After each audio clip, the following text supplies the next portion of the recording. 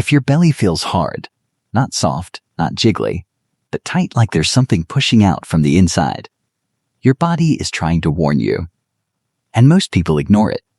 You might think it's just stubborn fat. Something you'll fix with a few crunches, a little dieting, maybe cutting carbs for a week. But what if I told you, that's not the fat you should be worried about? Because the dangerous fat, the one linked to heart problems, insulin resistance, and silent inflammation, isn't the fat you can pinch. It's the fat you can't even see. And here's where it gets uncomfortable. You could look completely normal. Slim arms, decent face, even fit in clothes just fine. But inside, your organs could be surrounded by this hidden fat. Slowly building, quietly affecting your health. You've probably noticed something like this. Your weight doesn't change much, but your belly keeps sticking out. Or no matter how much you diet, that one area refuses to go away. Or maybe your energy feels off, especially after meals. That's not random. That's a signal. But wait, this is where things get interesting. Because the way most people try to fix this problem actually makes it worse. Extreme dieting slows your metabolism. Endless ab workouts targets the wrong fat. Overtraining raises stress hormones that can increase fat storage. So you keep trying harder, but nothing changes. And this is the part no one talks about. There's a very specific biological switch inside your body that controls this deep fat. And if you don't activate it the right way, your body will hold on to that fat no matter how disciplined you are. But when you do activate it, things start changing fast. We're talking about a method that research suggests can significantly reduce visceral fat in a surprisingly short time without starving yourself or destroying your body in the gym. And it's based on something simple, something almost overlooked. A combination of what you eat, what you drink, and how you move, but done in a very specific way most people completely miss. And once you understand this, you'll start seeing your body very differently. That hidden fat doesn't just sit there doing nothing. It acts like it's alive. It releases chemicals that interfere with how your body handles sugar. It messes with your hormones. It slowly pushes your system toward fatigue, cravings, and stubborn weight gain, even if you're not overeating. And here's the frustrating part.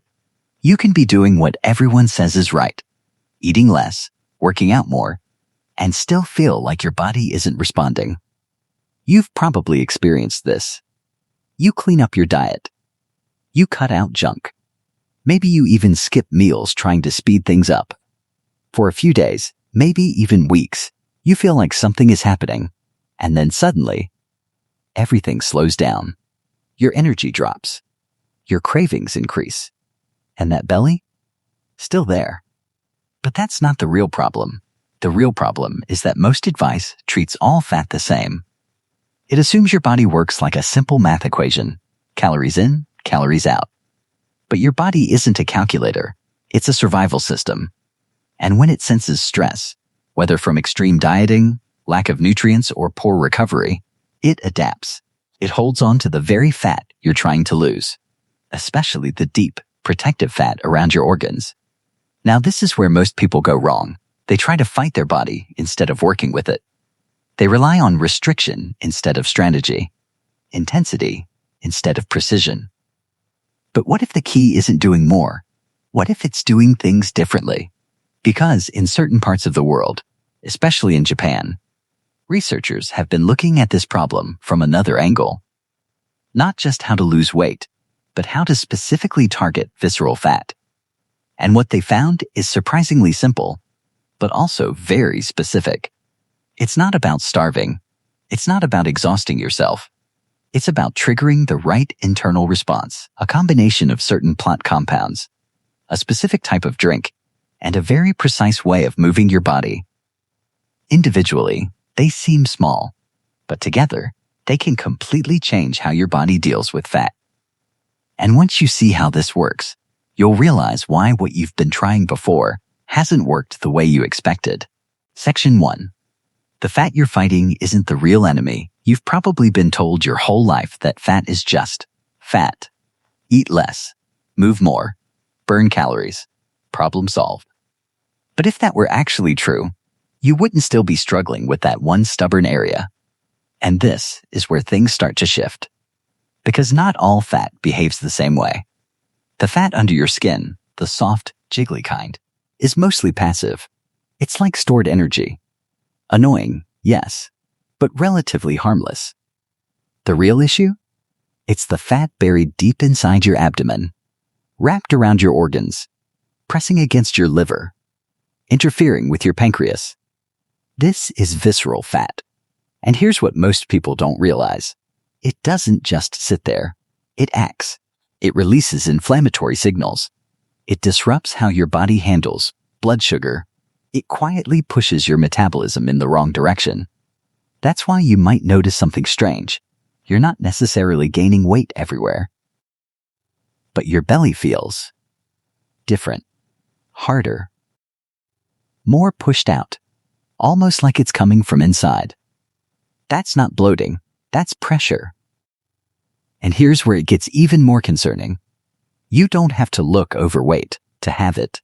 You can look completely fine on the outside, normal clothes, average build, and still carry a dangerous amount of this internal fat. You've probably seen someone like that. Or maybe this is starting to sound familiar. But wait, this changes everything.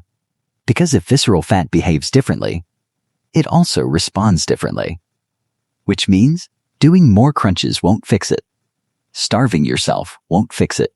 Even random cardio won't necessarily fix it. You could be putting in effort every day and still targeting the wrong system. And this is exactly where most people get stuck. They're disciplined. They're trying. But nothing changes. Not because they're doing nothing, but because they're doing the wrong things for the wrong type of fat. Now here's the interesting part.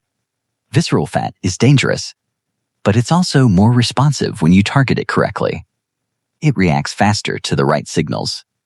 Which means once you understand how it works, you can actually start seeing changes quicker than you expect. But that leads to a bigger question. What exactly feeds this fat in the first place? Because until you understand that, you're just guessing. And this is where things start to connect. Section 2. The real cause. Why your body keeps holding on to fat. Most people think visceral fat comes from eating too much. And yes, excess calories play a role. But that's not the full picture. Not even close. Because two people can eat the same amount and end up with completely different results. So what's the missing piece? Stress inside your body. Not just mental stress, but cellular stress. Here's what that means in simple terms. Every time your body processes food, deals with poor sleep, handles toxins, or even intense workouts, it creates something called oxidative stress. Think of it like internal wear and tear. A little bit is normal, but when it builds up, your body shifts into protection mode. And this is where things go wrong. Instead of burning fat efficiently, your body starts storing more of it, especially around your organs, because that fat acts like a buffer, a shield. But here's the twist. The more oxidative stress you have, the more your body holds on to visceral fat. It becomes a cycle. Stress fat storage, more stress, more fat. And this is the part no one talks about. You might actually be creating more of this stress while trying to lose fat. Extreme dieting? That's stress. Overtraining without recovery? That's stress. Poor sleep? Massive stress. So even though you think you're doing everything right, your body is reacting by holding on to the very fat you're trying to lose. Frustrating, right? But here's where it gets interesting.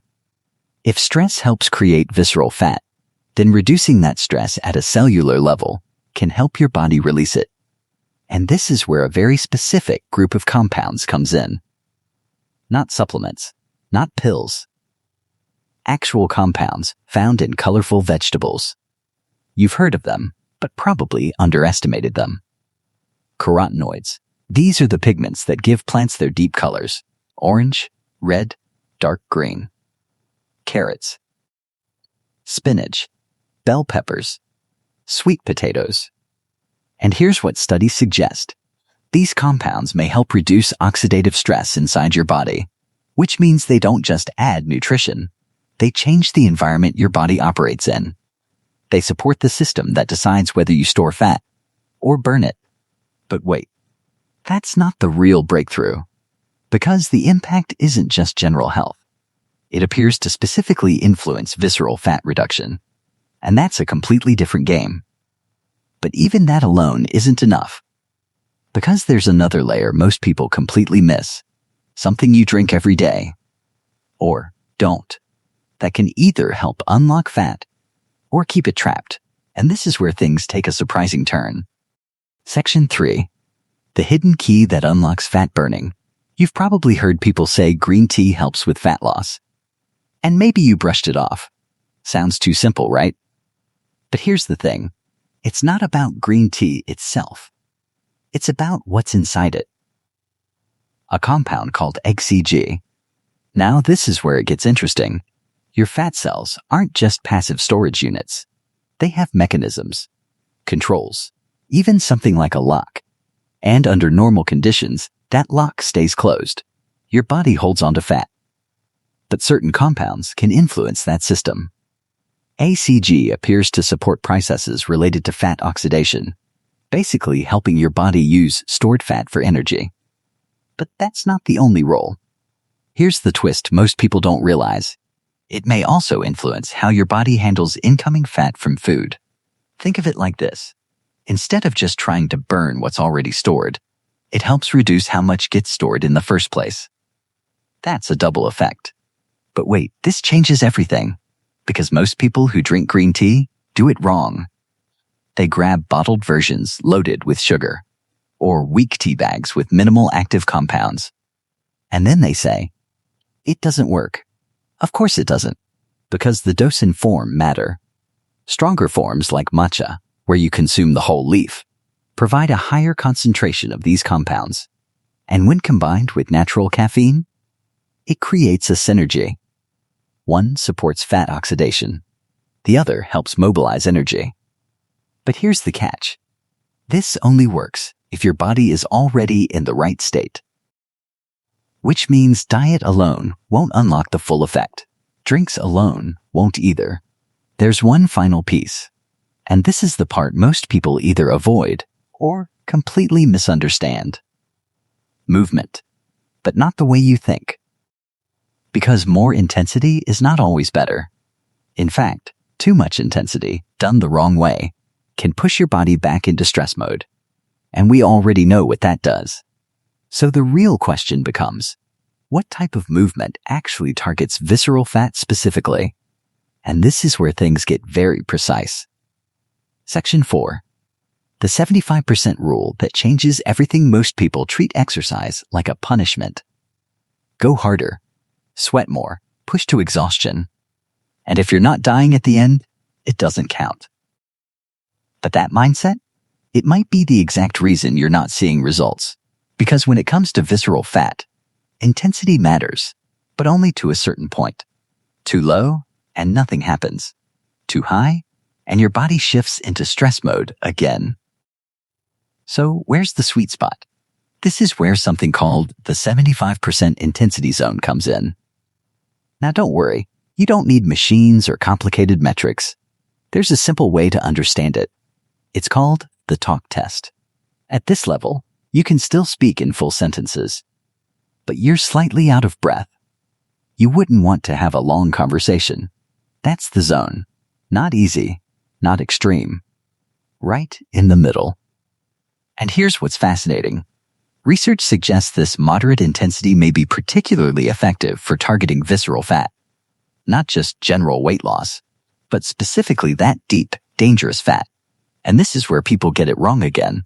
They either go too easy, casual walking with no challenge, or too intense, pushing into exhaustion, missing the exact zone where the real change happens. But wait, it gets better. You don't even need to do this every day. Consistent sessions, even a few times per week, can start shifting how your body responds. And here's the key. It's not about destroying your body. It's about signaling it. telling your system, it's safe to burn fat now. Because once your body feels safe, it stops holding on and starts letting go. Now combine this with everything else we've talked about: reducing internal stress through food, supporting fat metabolism through specific compounds, and activating the right movement signal. And suddenly, your body starts working with you, not against you. And that's when things finally start to change. So when you step back and look at everything together, this isn't about doing more. It's about doing the right things in the right way. Because that stubborn belly isn't just about calories. It's about signals. The signal you send through your food, the signal you send through what you drink, and the signal you send through how you move. When those signals are off, your body protects itself. It stores. It resists. It holds on. But when those signals align, that's when things shift. Start simple. Add color to your meals. Real, vibrant foods that support your system, not stress it. Swap one daily drink for something that actually works with your body instead of against it. And move, not to punish yourself, but to activate that precise zone where fat burning actually happens. No extremes, no starvation, no burnout, just consistency. Because the truth is, your body isn't broken. It's responding exactly the way it was designed to. You just have to give it the right conditions. And once you do, that hidden fat doesn't stand a chance. If this made you look at your body a little differently, that's a good sign. Because small shifts in understanding often lead to real changes over time. You don't need to rush it. Just start applying one or two things consistently and see how your body responds. And if you want more simple, science-backed ideas like this, explained in a way that actually makes sense, you can stick around. There's a lot more your body is trying to tell you. You just need to know how to read it.